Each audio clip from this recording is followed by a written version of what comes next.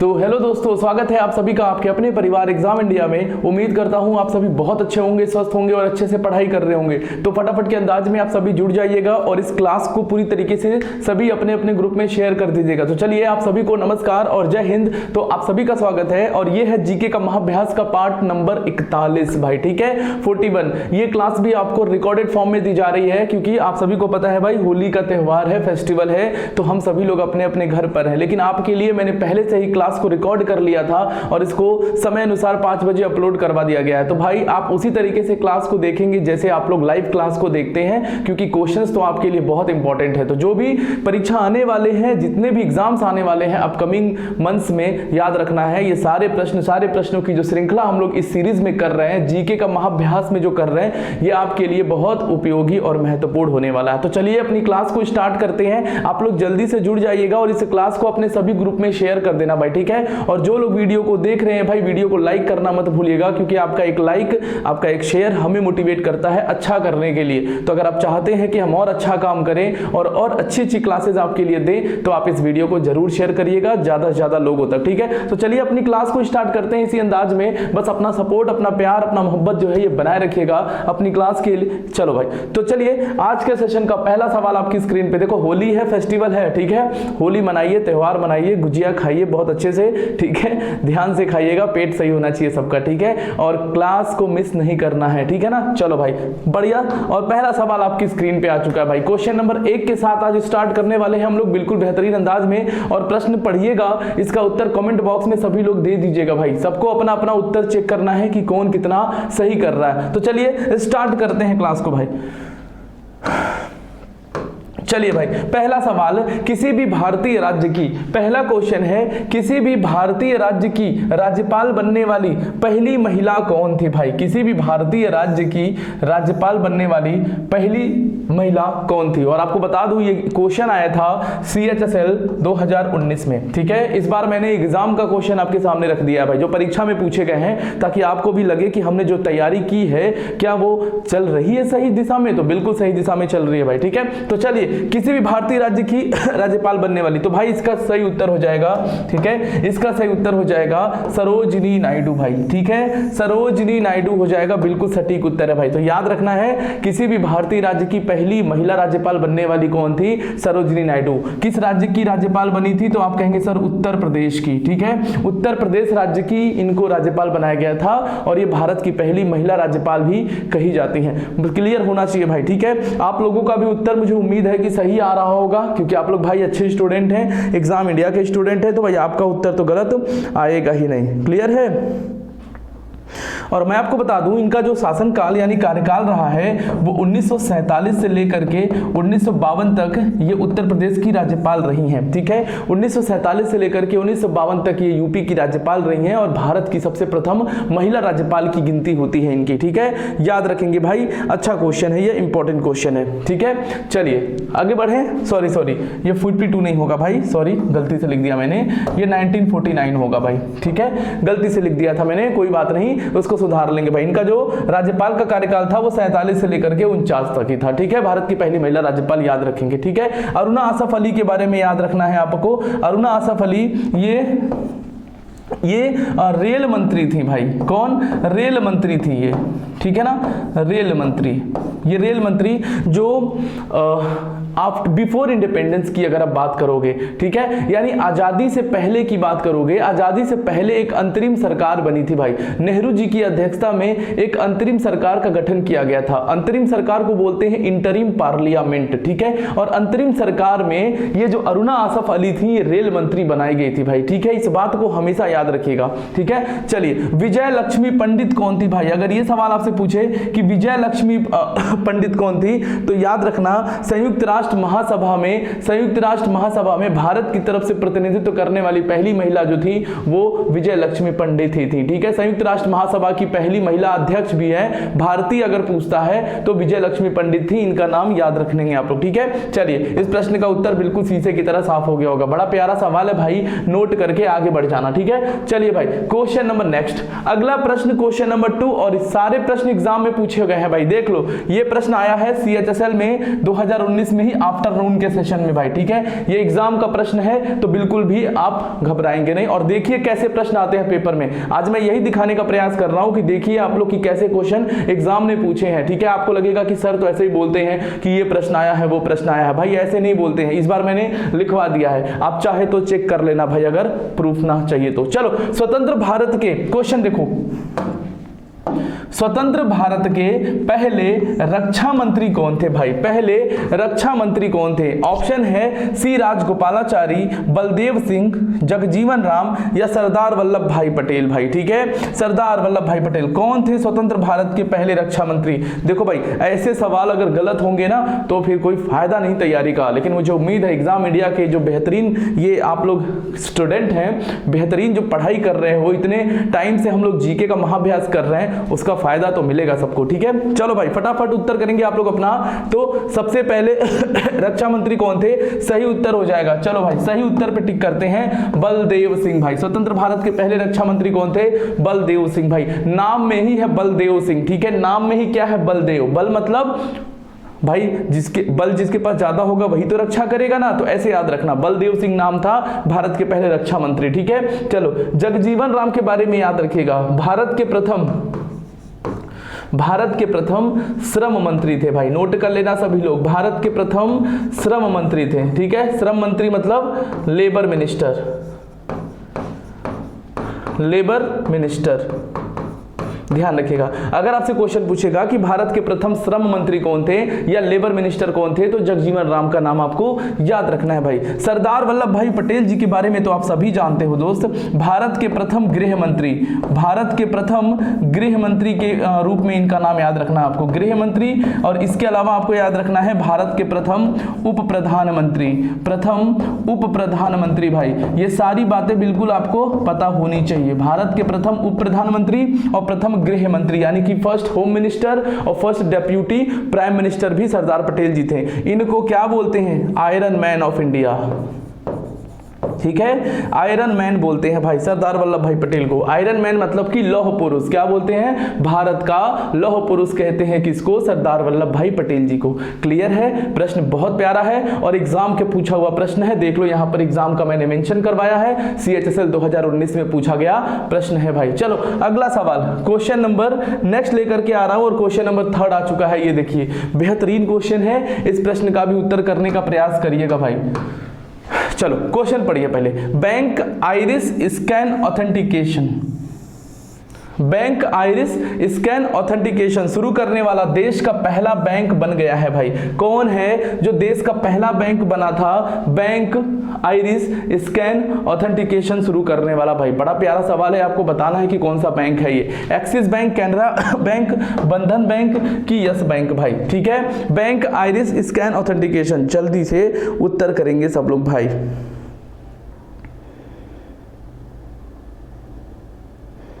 देखो ये bank iris scan क्या है, तो इसको अटैच करेंगे किससे? आधार कार्ड से अटैच किया जाता है इसको। किससे? आधार कार्ड से अटैच किया जाता है पैसा निकालने के लिए। जो ट्रांजैक्शंस होते हैं, माइक्रो लेबल एटीएम जो होते हैं, कौन से एटीएम? माइक्रो लेबल एटीएम, ठीक है। माइक्रो लेबल एटीएम को आधार कार्ड से अटैच किया जाता था और आधार कार्ड से अटैच करके जो ट्रांजैक्शंस होते हैं वो कौन सी बैंक ने पहली बार शुरू किया है भाई? कौन सी बैंक? तो आप कहोगे सर ये होगा एक्सिस बैंक। कौन सी बैंक भाई? एक्सिस बैंक ने इसकी शुरुआत की है, याद रखिए, इंपॉर्टेंट क्वेश्चन है भाई, ठीक है। एक्सिस बैंक ने इसकी शुरुआत की है, याद रखना। तो माइक्रो एटीएम टैबलेट्स के लिए ये बैंक आइरिस स्कैन ऑथेंटिकेशन शुरू किया था भाई। क्लियर है सबका? चलो भाई अगला सवाल देखो, ऐसे प्रश्न ना कंफ्यूज करते हैं, लेकिन ये पेपर में आया हुआ क्वेश्चन है, आप देख सकते हो, ठीक है। 10 जुलाई 2019 को CHSL के पेपर में ये प्रश्न छपा था, ठीक है। चलो भाई अगला सवाल, ये देखो क्वेश्चन नंबर 4 आपकी स्क्रीन पर है। बहुत ही अच्छा सवाल है, ठीक है। क्वेश्चन देखो कितना बड़ा दिख रहा है, लेकिन इसका उत्तर इतना छोटा सा है, ठीक है। देखो जरा क्वेश्चन क्या पूछ रहा है। पर्वतारोही माउंट एवरेस्ट की 2 बार चढ़ाई करने वाली तथा कांगशुंग की तरफ से माउंट एवरेस्ट पर सफलतापूर्वक चढ़ाई करने वाली विश्व की पहली महिला कौन है? ये देखो एसएससी सीपीओ 2019 का पेपर है भाई, ठीक है, एसएससी सीपीओ 2019 का पेपर है, ऐसा वैसा क्वेश्चन नहीं है भाई, ये सीपीओ में पूछा गया प्रश्न है ये, ठीक है। ऑप्शन है आपका मालवथा पूर्णा, संतोष यादव, प्रेमलता अग्रवाल, अरुणिमा सिन्हा। प्यारा क्वेश्चन और प्यारे ऑप्शंस भाई। चलिए प्रश्न का उत्तर करिए सब लोग भाई, बहुत बढ़िया।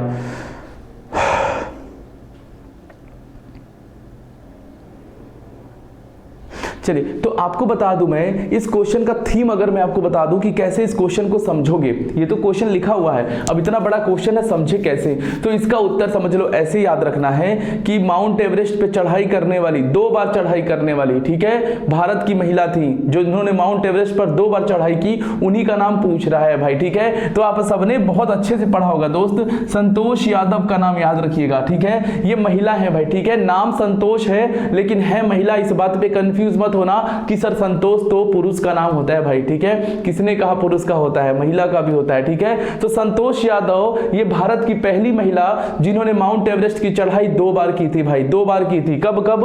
एक बार इन्होंने 92 में चढ़ाई की थी, ठीक है, और दूसरी बार इन्होंने 93 में चढ़ाई की थी भाई, क्लियर है। तो माउंट एवरेस्ट पर 2 बार सफलतापूर्वक चढ़ने वाली भारत की जो महिला है कौन है, और विश्व की भी प्रथम महिला, तो वो संतोष यादव है, ठीक है, याद रखेंगे संतोष यादव का नाम। देखो प्रश्न कितना लंबा चौड़ा, लेकिन थीम इतना छोटा सा, उत्तर इतना छोटा सा। तो बस आपको क्वेश्चन को समझना है, कॉन्सेप्ट आप समझ लोगे तो क्वेश्चन आसान हो जाएगा, ठीक है। चलिए प्रश्न अगला,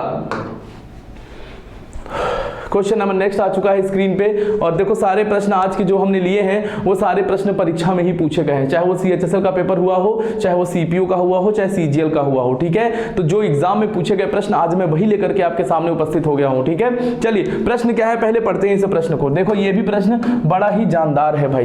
दुनिया की पहली अस्पताल ट्रेन, ठीक है, दुनिया की पहली अस्पताल ट्रेन जिसका नाम है जीवन रेखा, ठीक है, नाम भी याद रखना, दुनिया की पहली अस्पताल ट्रेन का क्या नाम है? जीवन रेखा है भाई, ठीक है, ने 16 जुलाई 1991 को 16 जुलाई 1991 को किस शहर से अपनी यात्रा शुरू की थी भाई?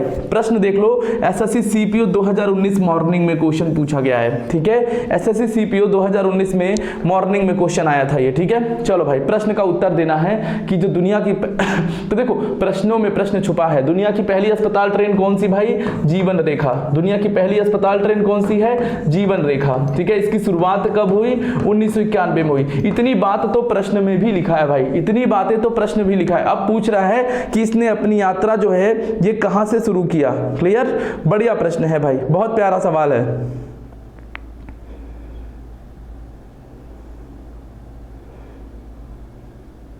चलिए तो भाई इसका बड़ा सिंपल सा उत्तर आ जाएगा, ठीक है। इसने अपनी जो शुरुआत की थी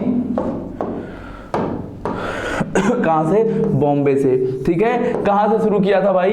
ये जीवन रेखा जो है ये बॉम्बे से शुरू हुई थी इसकी यात्रा, ठीक है। याद रखेंगे, बहुत प्यारा सवाल है और आपसे पूछा जा सकता है। तो ये भारत की पहली क्या है? अस्पताल ट्रेन है, मतलब कि पूरी की पूरी ट्रेन कैसी बनी हुई है? अस्पताल के फॉर्मेट में बनी हुई है भाई, ठीक है। किसी को बहुत दिक्कत हो गया, इमरजेंसी हो गया, तो ये ट्रेन के माध्यम से एक शहर से दूसरे शहर में जा सकती है। तो इसकी शुरुआत 91 में याद रखना है और बॉम्बे से हुई थी, ये याद रखना है। क्लियर है भाई? बॉम्बे आपका बिल्कुल सही उत्तर हो जाएगा। अच्छा प्रश्न है, बिल्कुल बढ़िया वाला प्रश्न है भाई। अगला प्रश्न आपकी स्क्रीन पर आ चुका है और ये देखिए ये भी परीक्षा में आपका आया हुआ है, यहाँ पे परीक्षा मेंशन है ऑलरेडी, ठीक है। एग्जाम किस में पूछा गया है? मेंशन है। चलो भाई प्रश्न एक बार देख लो। चलो क्या है? किस शहर में पहली फॉर्मूला 1 रेस का आयोजन किया गया था भाई? फॉर्मूला 1 रेस जिसको बोलते हैं ग्रैंड प्रिक्स। क्या बोलते हैं? ग्रैंड प्रिक्स, ठीक है। आपने सुना होगा ग्रैंड प्रिक्स, फॉर्मूला रेसिंग होती है भाई, ठीक है, मर्सिडीज का, है ना। इस तरीके से आपने फॉर्मूला रेसिंग देखा होगा। तो इसकी शुरुआत जो है वो भारत में किस शहर से किया गया था भाई, ठीक है। चलिए फटाफट उत्तर करेंगे आप लोग। तो मैं आपको बता दूं कि भारत में पहली बार फार्मूला 1 रेस की जो शुरुआत है वो 2011 में हुई थी, ठीक है, 2011 में हुई थी। कहां से हुई थी भाई, कहां पे हुआ था ये फार्मूला 1 रेसिंग? ग्रेटर नोएडा में हुई थी भाई, ठीक है, ग्रेटर नोएडा में 2011 में इसकी शुरुआत हुई थी भारत के अंदर। कहां पर? ग्रेटर नोएडा में 2011 में भाई। तो आपका उत्तर हो जाएगा यहाँ पर सी ऑप्शन में, ग्रेटर नोएडा है और इसको टिक कर देना है भाई, ठीक है, इसको टिक कर देना है, ग्रेटर नोएडा से हुई थी भाई। फार्मूला 1 रेस का आयोजन यहीं से हुआ था। क्लियर है भाई? चलिए आगे बढ़ेंगे अब, ठीक है। अब अगले प्रश्न की तरफ आते हैं। देखो सारे प्रश्न बड़े बेहतरीन है और ये प्रश्न भी आप देख सकते हो सीपीओ में 14 मार्च 2019 का पूछा गया प्रश्न है एग्जाम में, ठीक है, बहुत अच्छा प्रश्न है। और ऐसा नहीं कि सीपीओ में पूछा तो अब नहीं पूछेगा, क्वेश्चन रिपीट होते हैं, इस बात पे भी मत जानते रहना है ना, उसी लेवल के क्वेश्चंस बनते हैं पेपर में। चलो भाई अगला सवाल, और बड़ा प्यारा सवाल है भाई, ये क्वेश्चन कई बार पेपर में आया है, ठीक है, ये प्रश्न कई बार पेपर में आया है कि सार्क की पहली महिला महासचिव किस देश से हैं। क्या बढ़िया क्वेश्चन पूछा भाई कि सार्क की पहली महिला महासचिव किस देश से हैं। एसएससी सीपीओ 14 मार्च 2019 का पेपर में क्वेश्चन क्या है, क्लियर है? आंसर देख लेते हैं। कहां किस देश की? भारत की, मालदीव की, भूटान की या श्रीलंका की भाई? तो सार्क की पहली महिला महासचिव बताइएगा भाई, बहुत बढ़िया सवाल है ये।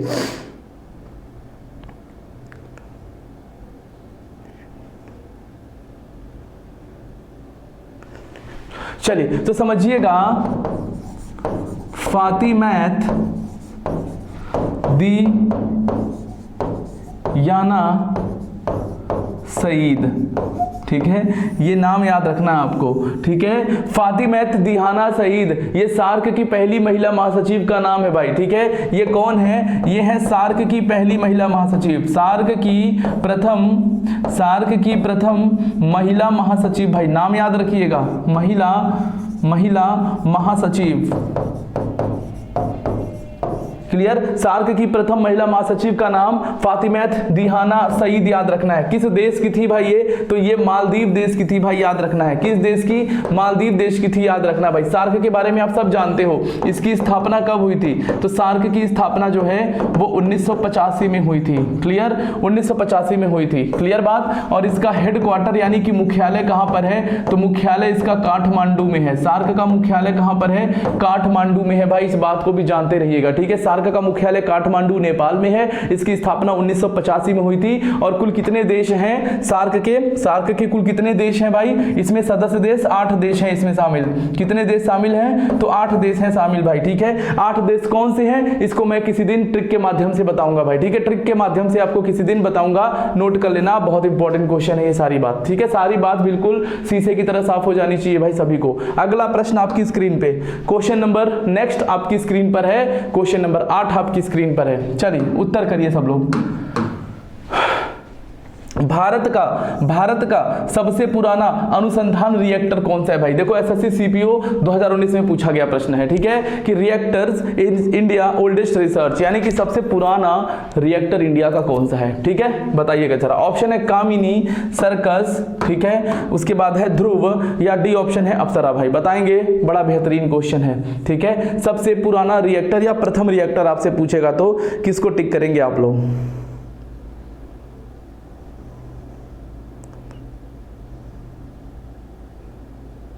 चलिए बताता हूं मैं आपको इसके बारे में।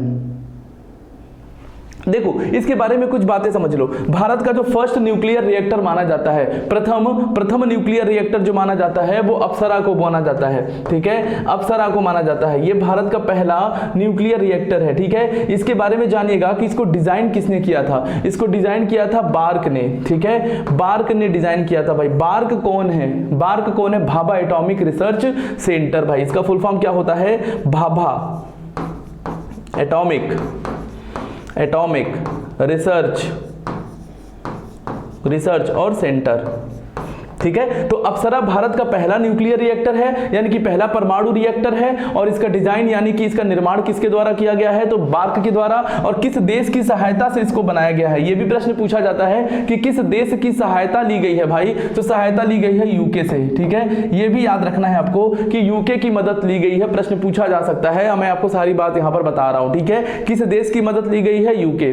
किस संस्था के द्वारा बनाया गया? तो बार्क को बोलते हैं Bhabha atomic research centre, Bombay में है इसका मुख्यालय, ठीक है। इसके अलावा इसकी रिएक्टर बना कब था ये, ठीक है, तो 1956 में, 1956 में इस रिएक्टर का निर्माण किया गया था भाई। क्लियर है, इस बात को ध्यान रखिएगा सभी लोग, ठीक है। चलो भाई, वेरी गुड, बहुत बढ़िया क्वेश्चन था ये, याद रखना है, भूलना नहीं है। सारी बात बिल्कुल क्लियर हो चुकी है। अप्सरा होगा आपका बिल्कुल सटीक उत्तर, ठीक है, अप्सरा हो जाएगा बिल्कुल, अच्छा क्वेश्चन है, ठीक है। ये हर एग्जाम में ऐसे ही क्वेश्चन आता है। चलो नेक्स्ट प्रश्न आपकी स्क्रीन पर है, देखते हैं इस प्रश्न का उत्तर कितने लोग सही करते हैं। भारत का पहला 3D तारामंडल कहां स्थित है भाई, ठीक है। India's first 3D planetarium is located in, कहां पर है भारत का पहला 3D तारामंडल? बेंगलोर में है कि मैंगलोर में है कि हैदराबाद में कि कोच्चि में? बड़ा प्यारा सवाल है, कमेंट में अपने उत्तर को जरूर चेक कर लीजिएगा सब लोग कि क्या उत्तर होने वाला है भाई। चलो भाई मैं बताता हूं, याद रखिएगा, पहला भारत का पहला 3D तारामंडल जो है वो पड़ता है मैंगलोर के अंदर भाई। कहां पर? मैंगलोर के अंदर पड़ता है, याद रखना, बहुत इंपॉर्टेंट है भाई। कहां पर है ये मैंगलोर? कर्नाटक में पड़ता है भाई। किस राज्य में पड़ता है? तो कर्नाटक में पड़ता है, एक जगह है मैंगलोर, और यहीं पर है ये भारत का पहला 3D तारामंडल। क्लियर है? और किस नाम से है? तो विवेकानंद जी के नाम से है भाई। ये जो 3D तारामंडल है ये स्वामी विवेकानंद जी के नाम से है, ठीक है, विवेकानंद जी के नाम से है। तो ये भी बात आप जानते रहिएगा, ठीक है, इंपॉर्टेंट बात है, जानते रहिएगा भाई, ये भी परीक्षा का ही सवाल है भाई, ठीक है ना। चलो अगला सवाल, क्वेश्चन नंबर 10। क्वेश्चन नंबर 10 आ चुका है स्क्रीन पर भाई। चलो प्रश्न क्या है देखो, विश्व संपादक फोरम के, ठीक है, विश्व संपादक फोरम के पहले भारतीय बोर्ड सदस्य कौन थे? ठीक है, तो कोई स्टैटिक सवाल है, आपको याद रखना है कि विश्व संपादक फोरम के पहले भारतीय बोर्ड सदस्य कौन थे, ठीक है, यानी कि who was the first Indian board member of world editors forum. Clear? बढ़िया क्वेश्चन। तो विश्व संपादक फोरम के पहले भारतीय बोर्ड के सदस्य थे, बड़ा आसान क्वेश्चन है, बाची करकरिया। देखो भाई आपको याद रखना है बस, आपको, ठीक है, ये नाम याद रखना है कि जो पहले बने थे वर्ल्ड एडिटर फोरम के, उनका नाम था बाची करकरिया, ठीक है। ये क्वेश्चन डायरेक्टली पूछ लिया जाता है कि किसके पहले कौन बने थे, अध्यक्ष या सदस्य कौन बने थे, ऐसे डायरेक्टली क्वेश्चन याद रखना है। तो अब जो आपका वर्ल्ड एडिटर्स फोरम है, इसके जो पहले बने थे भारतीय बोर्ड के सदस्य वो थे बाची करकरिया। क्लियर? नाम याद रखेंगे, क्या है? बाची करकरिया। अगला प्रश्न आपकी स्क्रीन पर, क्वेश्चन नंबर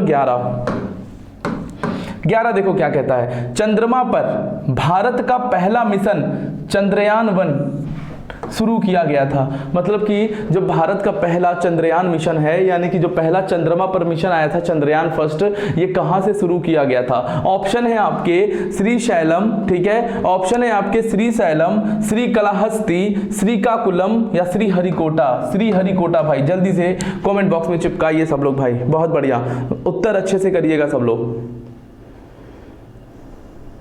चलो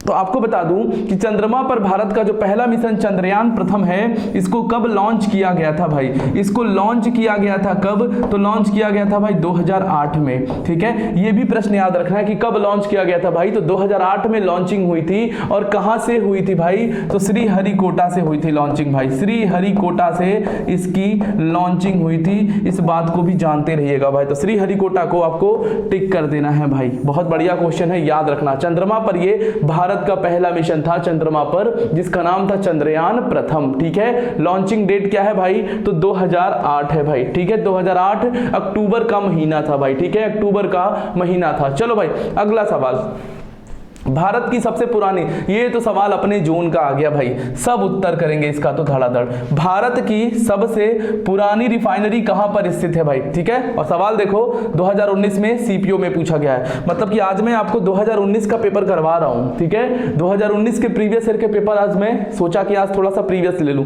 जनरली मैं प्रीवियस ईयर लेता नहीं हूं, ठीक है, मैं नए क्वेश्चंस पर ज्यादा फोकस कर लेता हूं, लेकिन आज मेरे दिमाग में आया कि चलो भाई आपके लिए एक प्रीवियस ईयर का सेट भी आपके लिए लगा के जाऊं, ताकि आपको थोड़ा कॉन्फिडेंट आए, ठीक है। तो भारत की सबसे पुरानी रिफाइनरी जो है वो कहां पर स्थित है भाई? जामनगर, पारादीप, पानीपत की डिगबोई। बढ़िया क्वेश्चन है। चलिए तो याद रखिएगा भारत की जो सबसे पुरानी ऑयल रिफाइनरी है, सबसे पुरानी ऑयल रिफाइनरी है, इसको 1901 में खोदा गया था भाई, ठीक है, 1901 में इसको खोदा गया था। क्या था ये, इसका नाम क्या था, डिगबोई, नाम क्या था, डिगबोई। तो सबसे पुरानी ऑयल रिफाइनरी या सबसे प्रथम ऑयल रिफाइनरी जो भारत की है वो डिगबोई है, 1901 में इसका पता लगाया गया था। और कहां पर है ये, असम के अंदर है भाई, ठीक है, असम के अंदर है डिगबोई, भारत की पहली ऑयल रिफाइनरी है। तो भाई डिगबोई हो जाएगा आपका उत्तर, ठीक है। कहां पर है, तो असम के अंदर है, इस बात को भी जानते रहिएगा। ये प्रश्न मैं आपको पहले भी करवा चुका हूं, ठीक है, ऐसे प्रश्न मैंने आपको पहले करवाया हुआ है, ठीक है। तो ध्यान रखेंगे, कुछ भी प्रीवियस ईयर का क्वेश्चन ऐसा नहीं होगा जो आप कर ना पाओ दोस्त, ठीक है, करंट अफेयर को छोड़ करके। चलो भाई, अगला सवाल आपकी स्क्रीन पर, ध्यान रखना है, ये आपकी जो तैयारी एग्जाम इंडिया पे हो रही है, ठीक है, ये जो डेली क्लास आपकी हो रही है, इस क्लास को करना मत भूलना। ये क्लास डेली कर लो, कहीं कुछ पढ़ो चाहे ना पढ़ो, मैं ये नहीं कहूंगा, आप जहां से पढ़ना चाहे वहां से पढ़ लीजिए, ठीक है, आपको जहां अच्छा लगे वहां पढ़ लो, लेकिन ये क्लास जरूर देख लिया करो 5 बजे वाली जीके जीएस का जो मैं ले रहा हूं, क्योंकि ये क्लास आपके लिए नहीं कोई भी परीक्षा हो बहुत इंपॉर्टेंट है भाई। प्रश्न डायरेक्ट पूछा जाएगा, जो पेपर दे करके आ रहे हैं बच्चे उनसे पूछो आप लोग कि पेपर से क्वेश्चन फंसते हैं, अभी तो शुरू करा है मैंने, ठीक है, और जो ऑफलाइन क्लासेस लेता हूं या कहीं भी क्लासेस लेता हूं, प्रश्न डायरेक्ट आता है पेपर में भाई। और ऐसा नहीं कि मुझे पेपर पता है क्या आता है, मुझे पता है कैसा एग्जाम में क्वेश्चन आ सकता है भाई, क्योंकि सिलेबस तो पता है ना आपको, सिलेबस पता है, उसके अकॉर्डिंग लोग पढ़ाते नहीं है, लेटेस्ट पैटर्न पे लोग पढ़ाते नहीं है। ये नहीं कहते नहीं आता है, आता सबको है भाई, जो भी टीचर पढ़ा रहे हैं यूट्यूब पे बहुत अच्छा पढ़ाते हैं, लेकिन आपसे वो मोटा रकम वसूलते हैं भाई, ठीक है, पैसा वसूलते हैं। यहां आपको बिल्कुल फ्री क्लासेस, बिल्कुल पेड बैच की तरह पढ़ाया जा रहा है, ठीक है, इसलिए आप लोग सफलता ले लो भाई। तो इस क्लास को मिस मत करना, नहीं तो लॉस आपका होगा भाई, मेरा कुछ नहीं होने वाला है, आपका लॉस होगा अगर आप क्लास नहीं करोगे तो, ठीक है ना। चलो अगला प्रश्न देखो क्वेश्चन क्या है, father of Indian civil aviation. प्रश्न देखो कितना बेहतरीन है, ठीक है, father of Indian civil aviation यानी कि भारत के नागरिक उड्डयन का जनक माना जाता है, भारत के नागरिक उड्डयन का जनक माना जाता है। ऑप्शन देख लो, जहांगीर रतन जी, दादा भाई टाटा,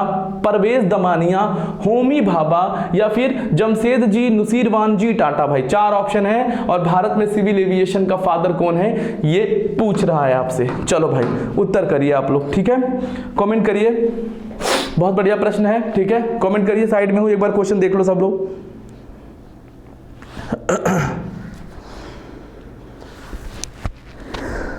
चलिए आपको बता दूं कि पहली बार भारत में 1929 में 1929 में पायलट का एग्जाम पास करने वाले जो पहले भारतीय थे, आप सभी नाम जानते हो भाई, JRD टाटा, ठीक है, JRD टाटा, ये नाम याद रखना आप लोग। पहली बार पायलट का लाइसेंस पाने वाले जो व्यक्ति थे भारत में, पायलट का लाइसेंस पाने वाले, उनका नाम था JRD टाटा 1929 में भाई। JRD टाटा का पूरा नाम क्या है भाई, तो जहांगीर रतन जी दादा भाई टाटा।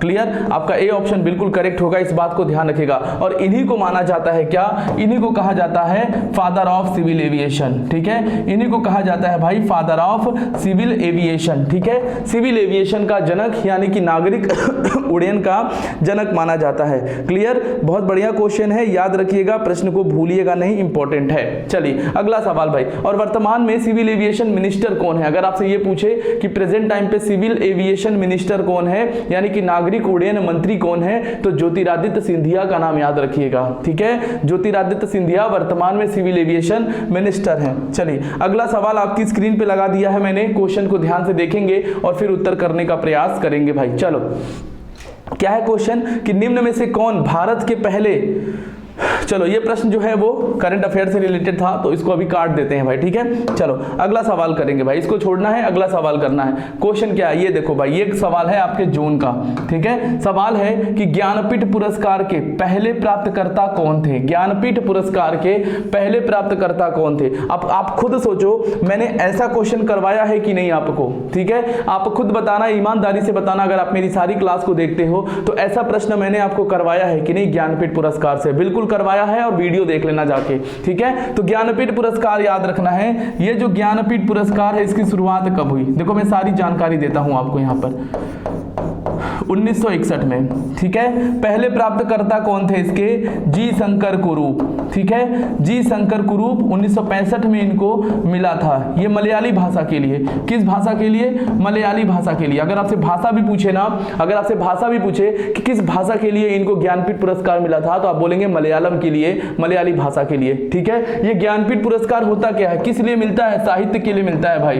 किस क्षेत्र में? साहित्य के क्षेत्र में। साहित्य मतलब कि लिटरेचर के फील्ड में, ठीक है, लिटरेचर के फील्ड में मिलता है भाई। अगर आपसे पूछे कि प्रथम महिला जिनको ज्ञानपीठ पुरस्कार मिला, प्रथम महिला जिनको ज्ञानपीठ पुरस्कार मिला, तो प्रथम महिला का नाम याद रखना है आशा पूर्णा देवी। देखो सारी बात आपको यहाँ पे लिख दे रहा हूं ताकि प्रश्न आपका गलत ना हो। आशा पूर्णा देवी प्रथम महिला जिनको ये पुरस्कार मिला है। क्लियर? तो आपका उत्तर क्या हो जाएगा भाई? उत्तर हो जाएगा जी शंकर कुरूप, ठीक है। जी शंकर कुरूप आपका उत्तर हो जाएगा।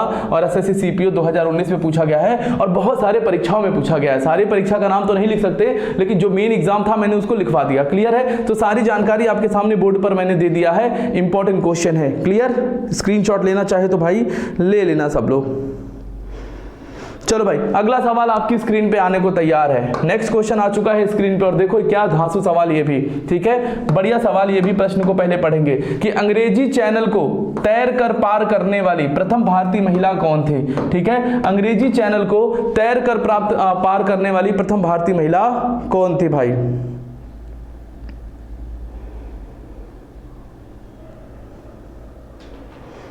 आपको मैं बता दूं, अंग्रेजी चैनल को तैर कर पार करने वाली पहली जो भारतीय महिला थी उनका नाम था आरती शाह भाई, ठीक है। आरती शाह याद रखना है। 19 वर्ष की आयु में ही, केवल, है ना, जान के आश्चर्य होगा आपको, केवल 19 वर्ष की आयु में इन्होंने अंग्रेजी चैनल को तैर कर पार कर लिया भाई, ठीक है। आरती शाह जी, ठीक है। कहां से थी? कलकत्ता से थी ये, ठीक है। कहां से थी? कलकत्ता से थी। और कब तैर कर पार किया था भाई? 1959 की बात है ये, ठीक है। ये सारी जानकारी देख रहे हो, कितनी दुर्लभ जानकारी है ये, ठीक है। इंपॉर्टेंट है, याद रखना, बहुत इंपॉर्टेंट है, तो याद रखना। चले आगे, ठीक है। ये सारी जानकारी जो देख रहे हो, 19 वर्ष की अवस्था में इन्होंने तैर कर पार किया, ठीक है। कलकत्ता में इनका जन्म हुआ था, ठीक है। 1959 की बात है ये भाई, याद रखना, इंपॉर्टेंट है ये सारी बातें। चले आगे, चलो बहुत बढ़िया, अच्छा क्वेश्चन है। चलो, ये दुर्लभ जानकारी है ये सब, ठीक है। ऐसी दुर्लभ जानकारियां आपको यहीं से मिलने वाली है, इसलिए चैनल को सब्सक्राइब जरूर कर लेना अगर कोई नया जुड़ा है तो, और ज्यादा से ज्यादा अपने सभी ग्रुप में शेयर करो सब लोग, ठीक है। चलो अगला सवाल क्वेश्चन नंबर 17 लेकर के आया हूं। मार्स ऑर्बिटर मिशन का प्रक्षेपण, मार्स ऑर्बिटर मिशन का प्रक्षेपण यान कौन सा था भाई, ठीक है। मार्स ऑर्बिटर मिशन जिसको बोलते हैं मॉम, मार्स ऑर्बिटल मिशन का प्रक्षेपण यान, यानी कि क्या पूछ रहा है? Launch vehicle. प्रक्षेपण यान का मतलब है कि जिससे लॉन्च किया जाता है भाई, है ना, जिससे लॉन्च किया जाता है उसी को बोलते हैं प्रक्षेपण यान। क्लियर? कौन सा था बताइए जाइए, मॉम का। ऑप्शन है आपके, ये क्वेश्चन आया था एसएससी एमटीएस 2019 के आफ्टरनून के सेशन में, ठीक है। बताना क्या है मॉम का प्रक्षेपण यान।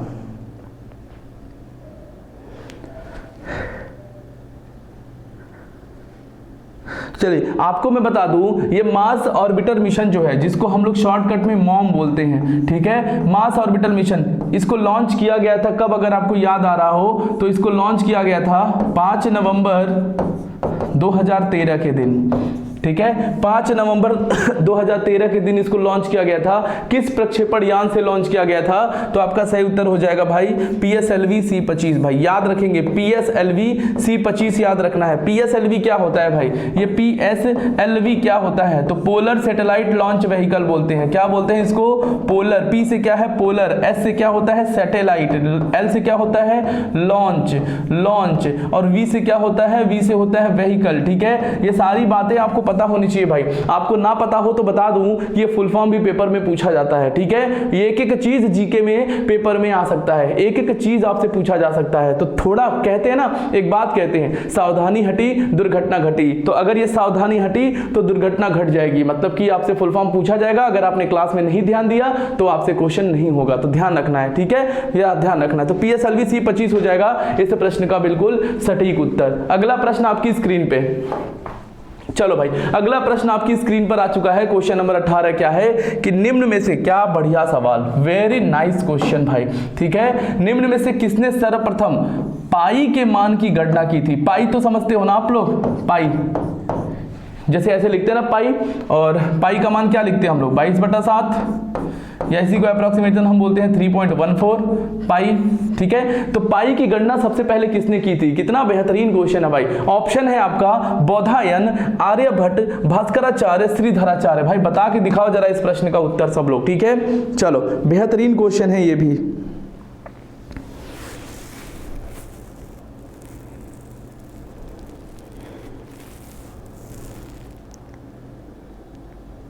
तो आपको बता दूं, इसका सही उत्तर होगा बौधायन भाई। कौन? बौधायन। कौन थे ये बौधायन? तो ये एंशिएंट इंडियन मैथमेटिशियन थे भाई, एंशिएंट इंडियन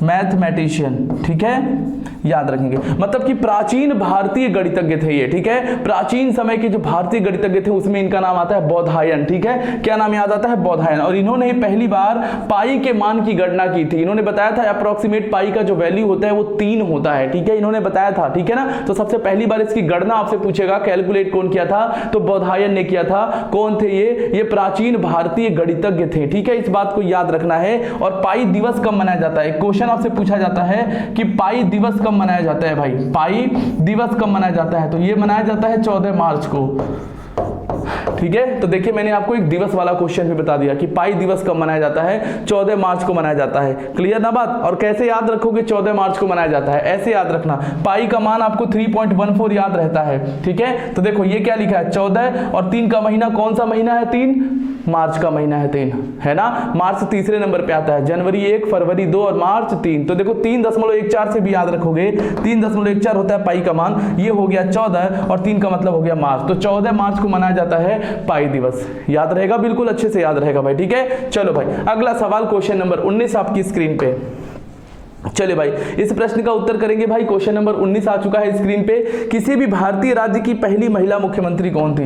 ये तो आ गया आपका सरल सवाल। किसी भी भारतीय राज्य की पहली महिला मुख्यमंत्री कौन थी? इस सवाल का उत्तर तो आप सब मुझे पता है अच्छे से दे पाओगे। इंदिरा गांधी, सुचिता कृपलानी, सरोजिनी नायडू या ममता बनर्जी। भाई जल्दी से इस प्रश्न का तो उत्तर दे ही दो सब लोग।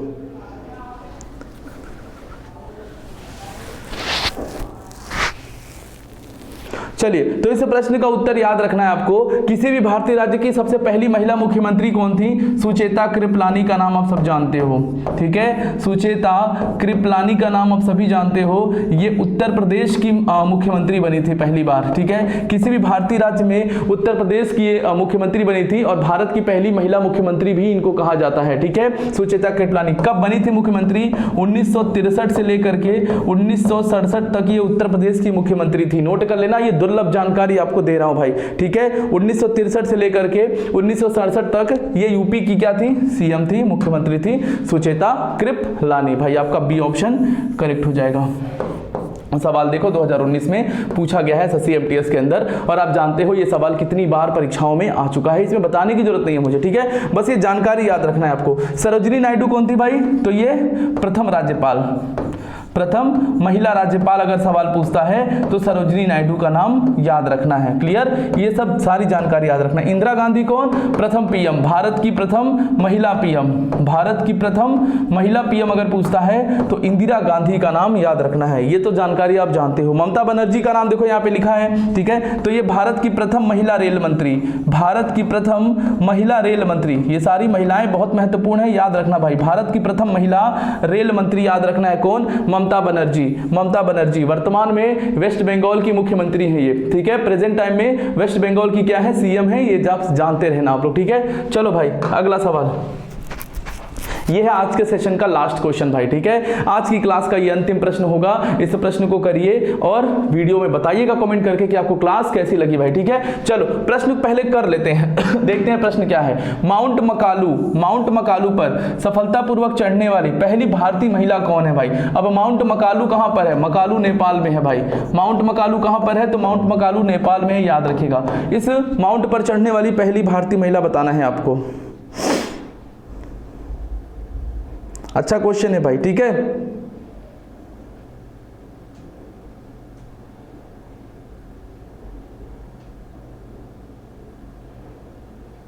चलिए आपको बता दूं, माउंट मकालू की जो ऊंचाई है, माउंट मकालू की जो ऊंचाई है ये है आपकी 8481 मीटर। कितनी है? 8481 मीटर जो है ये माउंट मकालू की ऊंचाई है। माउंट मकालू के बारे में याद रखना, 5th हाईएस्ट माउंटेन है ये, 5th हाईएस्ट माउंटेन है ये, यानी कि विश्व का 5वां सबसे ऊंचा पर्वत है ये ठीक है, 5th हाईएस्ट माउंटेन है, इस बात को भी जानते रहिएगा, बहुत इंपॉर्टेंट बात है भाई, ठीक है। और याद रखना है ये 2018 में प्रियंका मोहिते ने चढ़ाई की थी भाई इस पर, ठीक है। प्रियंका मोहिते नाम याद रखना है, कब? 2018 में इन्होंने क्या की है, इस पर चढ़ाई की थी सफलतापूर्वक भाई, ठीक है। तो आपसे क्या पूछा है? भारतीय महिला पूछा है ना, तो भारतीय महिला में प्रियंका मोहिते 2018 में। तो ये जानकारी बहुत दुर्लभ है, ठीक है, पता नहीं रहता है लोगों को, लेकिन आपको पता चल गया है, नोट कर लेना कॉपी में, ताकि एग्जाम में पूछे तो आप बिल्कुल इसका उत्तर कर पाइए भाई। क्लियर? चलिए, तो उम्मीद करता हूं ये क्लास आपको अच्छी लगी होगी, उम्मीद करता हूं ये सारे प्रश्न आपको आज के बहुत अच्छे लगे होंगे। प्रश्न कैसे लगे, क्लास कैसी लगी, कमेंट बॉक्स में मुझे बताइएगा जरूर, और कोई भी सजेशन हो, कोई भी कमेंट हो तो आप जरूर बताना आप लोग, ठीक है। तो चलिए क्लास को हम लोग यहीं पे समाप्त करेंगे, और सबसे पहले आप सभी को होली की बहुत बहुत शुभकामनाएं भाई, क्योंकि देखो मैं लाइव तो क्लास नहीं ले रहा था, लेकिन मेरे अंदर वो चीज है कि मैं अभी भी यही फील कर रहा हूँ कि भाई लाइव ही क्लास ले रहा हूँ, और आप मेरे कॉमेंट को, अपने कॉमेंट को अच्छे से देख पा रहे हो, ठीक है। तो देखो क्लास लाइव नहीं ले पाने का रीजन आप सभी जानते हो, लेकिन आपकी क्लास खराब ना हो, आपकी क्लास मिस ना हो, आप लोग पढ़ाई आपकी छूटे ना, इसके लिए हमने पहले से मेहनत कर ली है कि भाई रिकॉर्ड करके बच्चों के लिए छोड़ दो, ठीक है। तो चलिए क्लास को यहीं तक रखेंगे, इस क्लास को बस अपना सपोर्ट प्यार बनाए रखना, सभी ग्रुप में शेयर कर देना, जो लोग लाइक नहीं किए हो भाई लाइक कर देना, ठीक है। तो मिलेंगे हम लोग फिर से नई क्लास में, 5 बजे का क्लास आपको भूलना नहीं है, जीके जीएस में जरूर आना है लाइव, ठीक है। तो चलिए यहाँ पे क्लास को रखते हैं, फिर मिलेंगे अगली क्लास में। होली को अच्छे से एंजॉय करिए, ठीक है। तब तक के लिए नमस्कार, जय हिंद, टेक केयर।